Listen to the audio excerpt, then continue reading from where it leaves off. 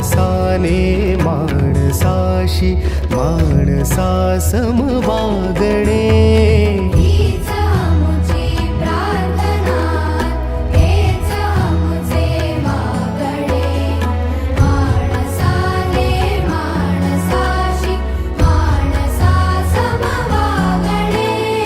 हीच आमुची प्रार्थना.